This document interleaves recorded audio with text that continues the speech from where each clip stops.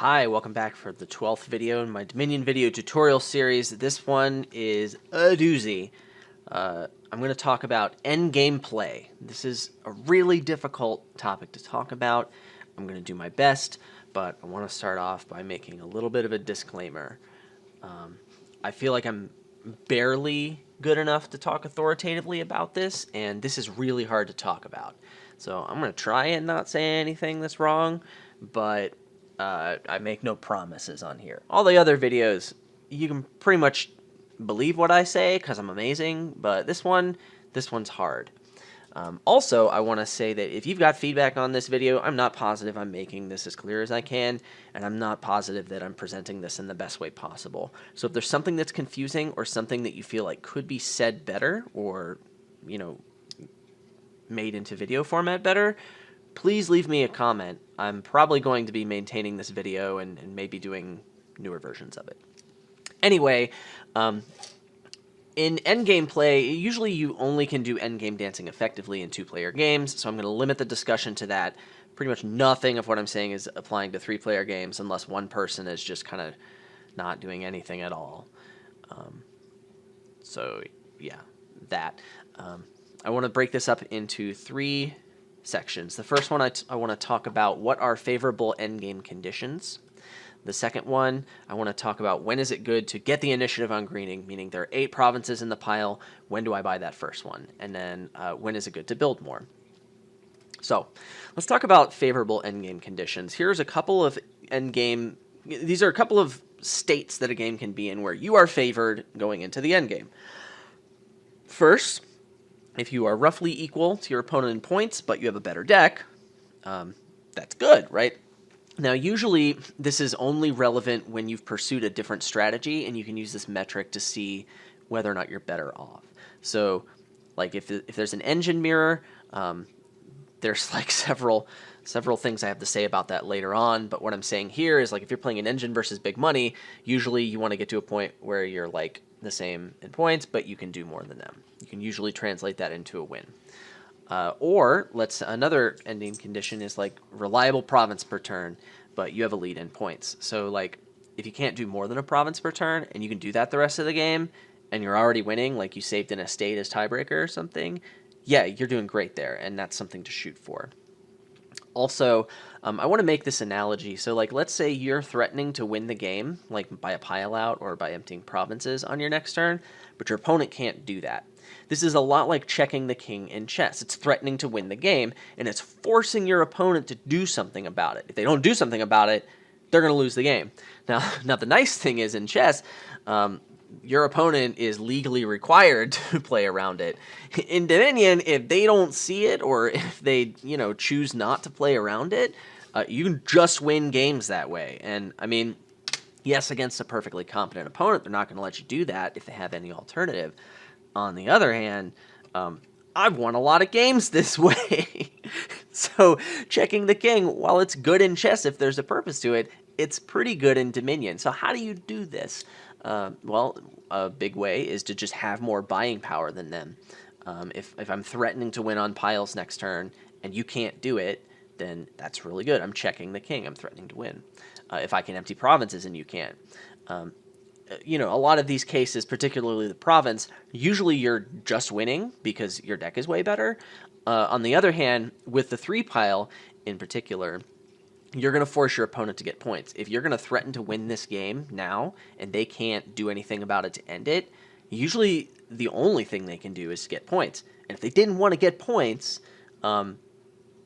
you've just caused them a huge inconvenience. You're making them play suboptimally just so they don't lose the game immediately. So like that is especially potent when your opponent does not want to green. And also it goes without saying, if your opponent's checking you, if they're threatening to win unless you get points, you should get points because losing is bad and you don't want to do it. So, keep an eye out on that. Make sure you're very in touch with what your opponent's deck is doing. In fact, I mean, pretty much this entire video assumes you know the exact capabilities of your opponent's deck.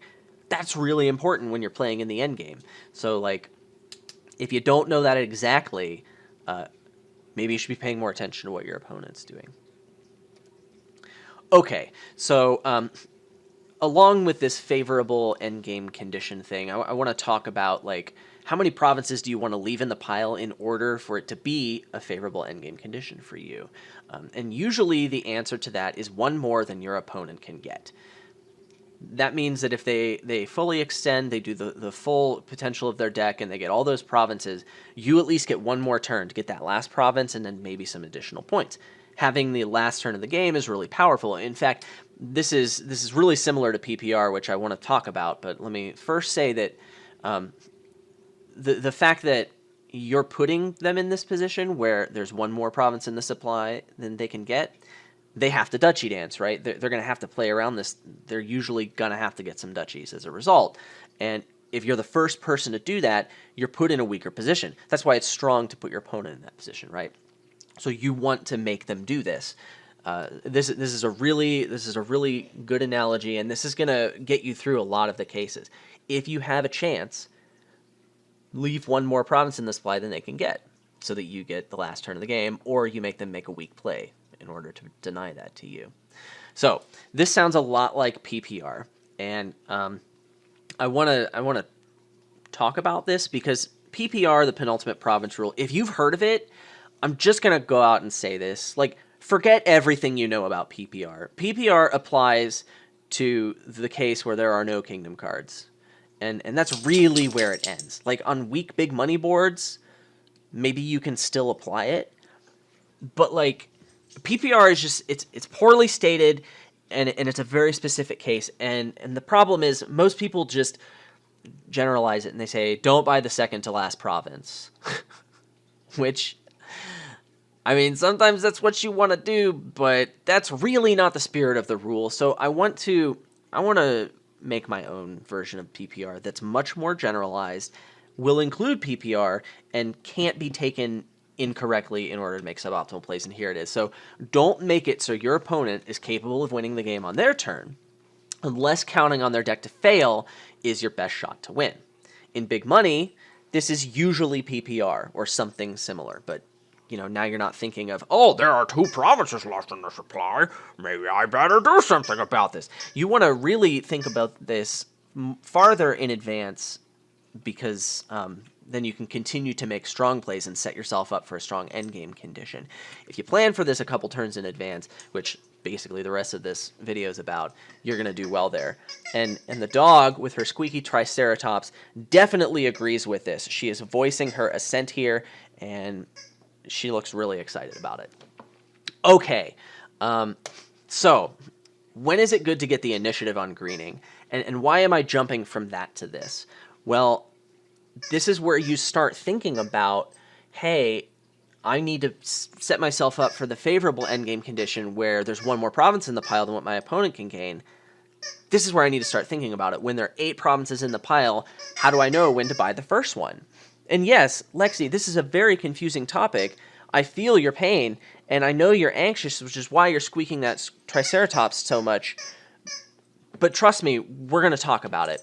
So there are 3 different scenarios when you're roughly equal to your opponent, when you're ahead of your opponent, and when you're behind your opponent. And the things you look for are different in these cases. So first of all, it's good to know how far ahead or behind your opponent you are. Otherwise, you might not know what to look for. But second of all, I just want to point out that like the rest of this discussion is pretty well geared towards engine games. So usually in big money games, you just kind of want to get provinces when you can. In engine games, you know, a lot of times you're going to take turns where you have $8 or more and build with them instead. And so this is hopefully going to educate you on what to do in that situation. So let's talk about the situation when it's roughly equal, and you are thinking about getting the initiative on greening. What do you look for? And I believe the main discriminating factor here is you need to look at how many provinces are you aiming to buy each turn. Depending on how many provinces you want to buy, it can affect how good buying the first province is. So if you're going for 1 province per turn, here's some things to look for. You want to make sure it's not really fast to just build up to double province. Usually, if it is, you're just going to be overtaken by a better deck. If it takes like 1 or maybe 1.5 turns to make your deck from a single province deck into a double province deck, then usually you just want to do that. On the other hand, if it takes too long, like you're buying treasures that you have to draw or something, you're not going to be overtaken by a better deck, and just single provincing, getting 4 or 5 provinces quickly is going to serve you better.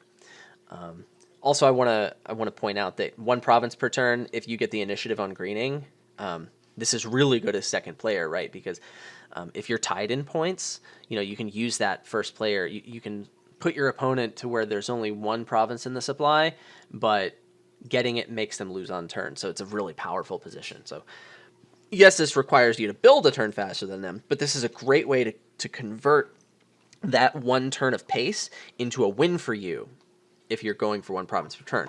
Get the province first. Okay, let's talk about 3 provinces per turn. 3 provinces per turn is pretty much always really good to start greening with. If there are 8 provinces in the supply and you can buy 3 of them, you almost always want to do this. And here's a video demonstration to just show you why. So why is it really good to aim for triple province turns when you're greening first? So let's say I get 3 provinces, and now it's my opponent's turn. What's a strong play that they can make that is really good considering I'm threatening to get 3 more provinces this turn? If they triple, that's easy. I just double and win. That's super easy. Oh, look, my cat's going to be my opponent here. Let's say that Coriander gets 2 provinces. Get the provinces, cat. Okay. Let's say that he gets 2 provinces. Well, then I just triple and win, right? That's still no good. Okay, so let's say, he wants to leave 4 provinces in the supply. Okay, great. He gets 1 province, he's going to leave 4 in the supply.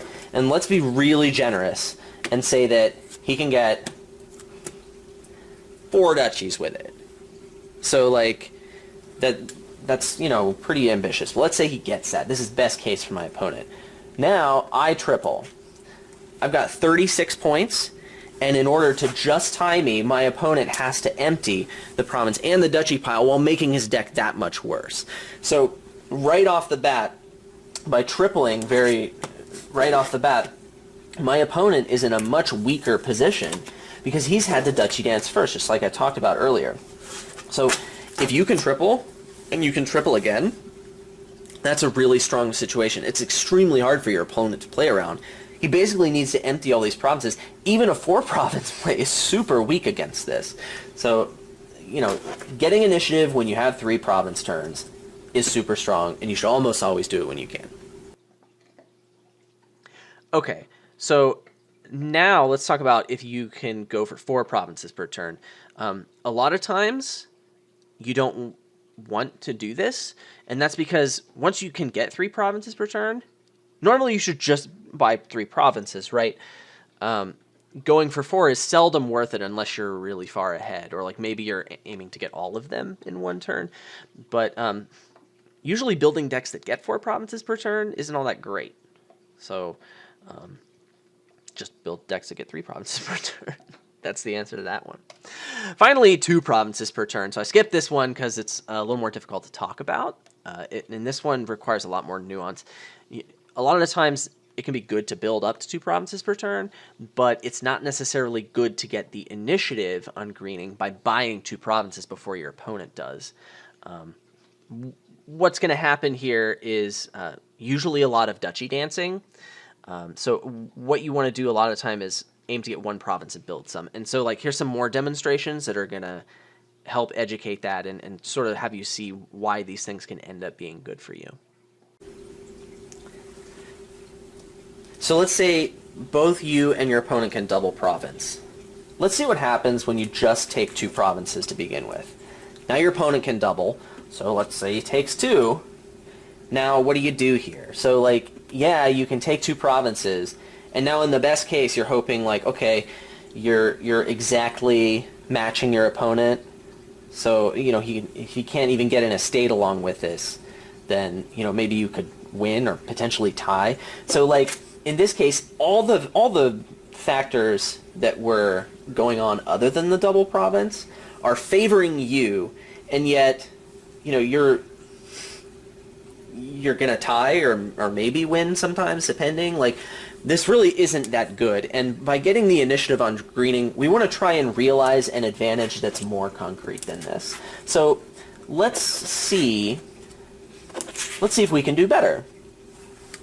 So the first thing I want to do, which is usually what's best, in fact, it's what I just want to talk about, is let's say you get one province to start off with, and then you build some more. So like you increase your capability to maybe beyond double province, so like province and 2 duchies, or province and really overdraw your deck. So now, what does your opponent do? If he gets 2 provinces, now you can get 2 provinces.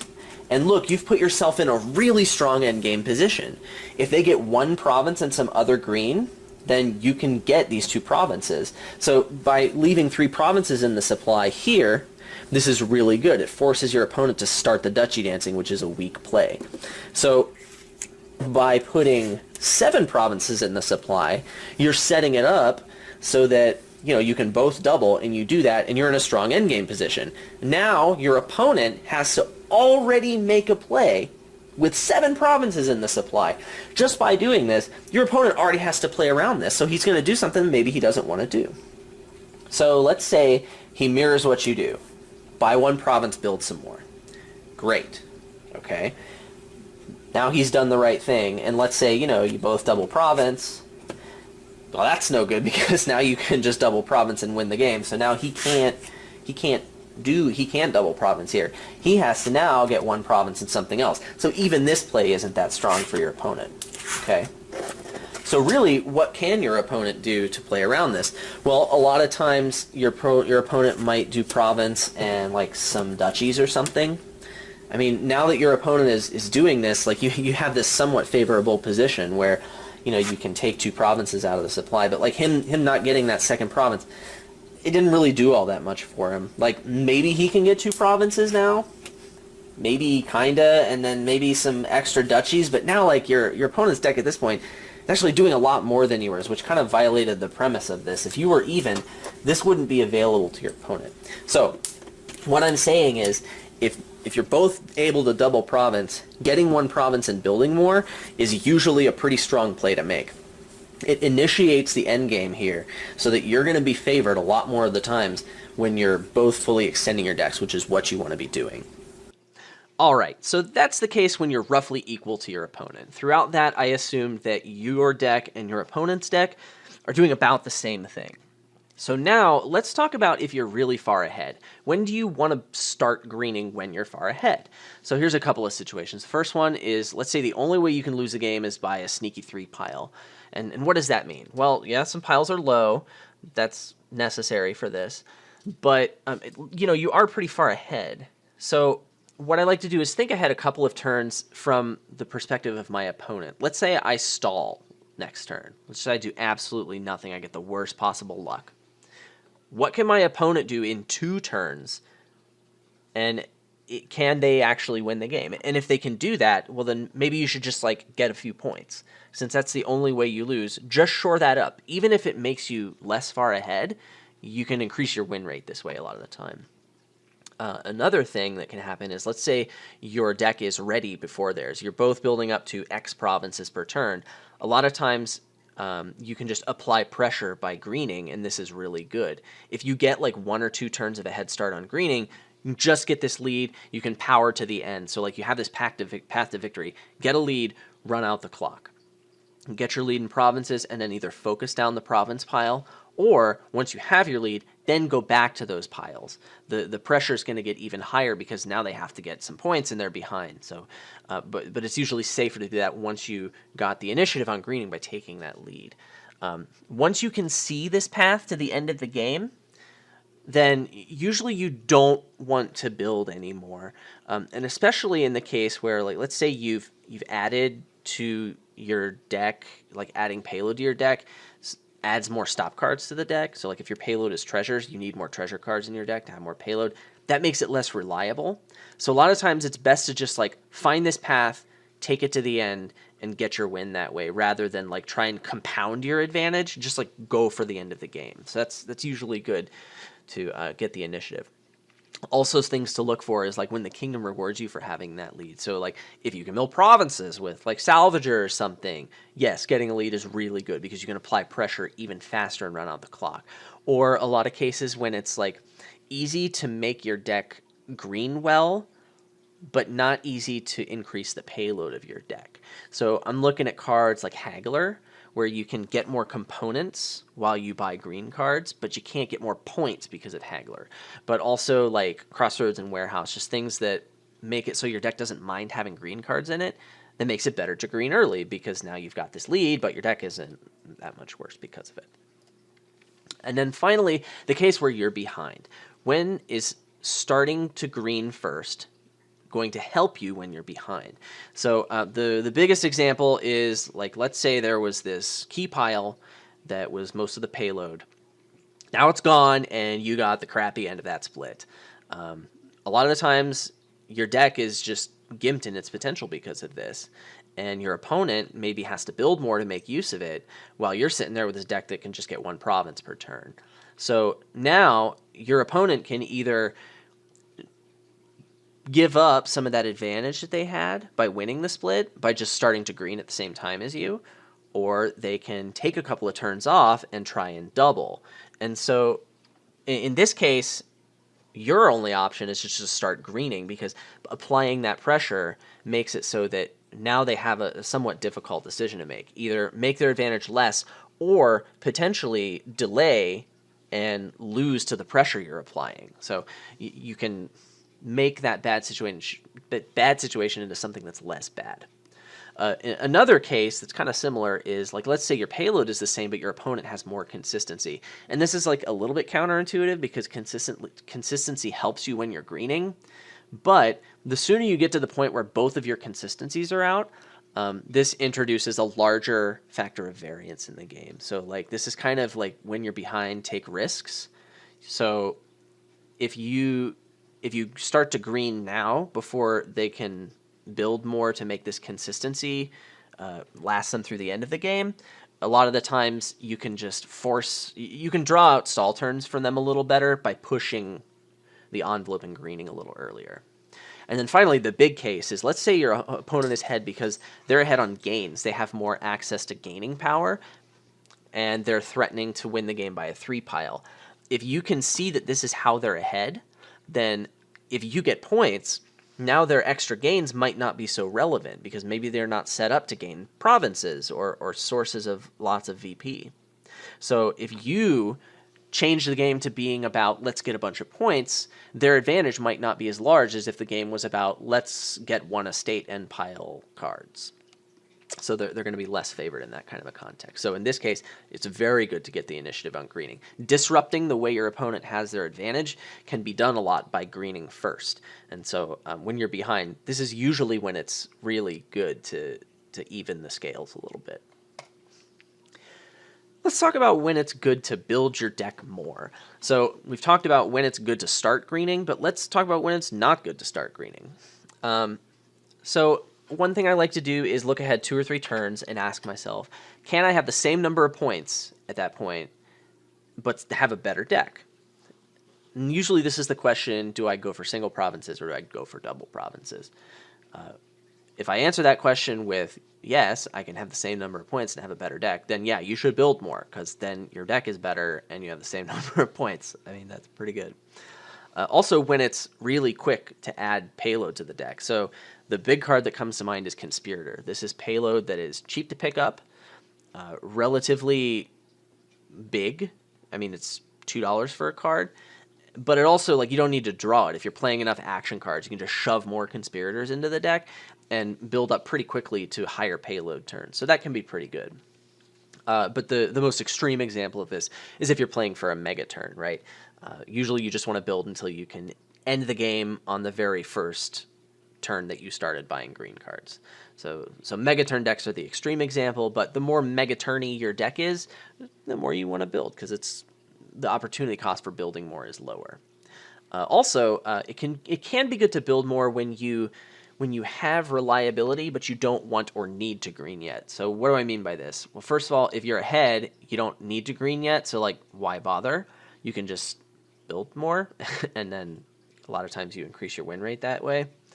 But what I'm really talking about here is the idea that, while it's good to have a little bit of overdraw going into greening, a lot of times if you can fill that up with some payload, you can usually be more viable in terms of like getting some green and keeping viable, like getting extra draw as you're greening. And so that can be that can be pretty good in terms of, keeping your deck viable. If you build a little more, you can build while you green. So that's really what I'm referencing here. And then when is it good to build more? Like, well, what am I talking about? And this is a little bit where I was going with this. So when do you build more overdraw? I mean, if you want to build more overdraw, that's generally better than building for more payload. And a lot of times that's because, like, if you're ahead, you can use that to just draw out stall turns, wait until the green cards have really mucked up your opponent's deck and they've lost control over the end game, then you still have control. Usually you can win with that. But a lot of times when I'm talking about building towards overdraw, you want to do it, like, yeah, obviously when you're ahead of your opponent, but like if you're building a deck that's prone to stalling, so like Draw to X or Apothecary are the big ones here. But like if your deck is unreliable in some way and has issues with greening, then you do want to overbuild beyond where like you're drawing your payload, because a lot of these cases it's harder to draw green cards than it is your payload cards, and you do need to account for that.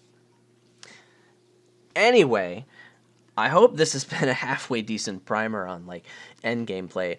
It's really hard to talk about this in the abstract, and it's a lot easier to see with examples.